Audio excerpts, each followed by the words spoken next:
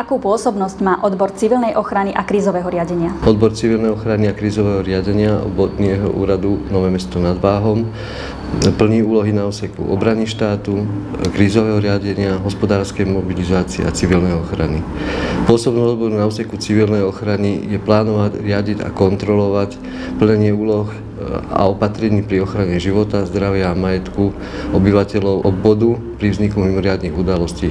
Tieto úlohy plní aj za vojny a vojnového stavu. Aké mimoriadne udalosti môžu ohroziť územie obvodu Nového Mesta nad Váhom? Základný dokument, ktorý sa zaoberá mimoriadnymi udalosťami na území obvodu, je analýza územia z hľadiska možnosti vzniku mimoriadnych udalostí. Územie obvodu Nové Mesto nad Váhom je ohrozované činnosťou jadrového zariadenia elektrárne Jaslovské Bohunice.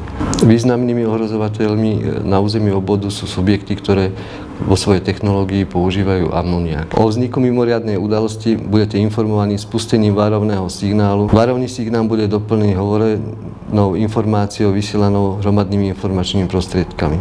Ak dôjde k úniku nebezpečných látok pri pobyte v budovách, zostaňte vo vnútri a vytvorte izolovaný priestor. Ak sa nachádzate mimo budovy, opustite ohrozený priestor alebo vyhľadajte ukrytie v najbližšej budove. Pred opustením domu a bytu nezabudnite vypnúť elektrickú sieť, prívod plynu a vody. Mimoriadne udalosti, ktoré v posledných rokoch spôsobujú najväčšie škody, sú povodne. Problém spočíva v tom, že nie je možné predpovedať, kde a v akom čase povodeň vznikne. Najefektívnejšia ochrana pred vodným živlom je včasné opustenie ohrozeného priestoru.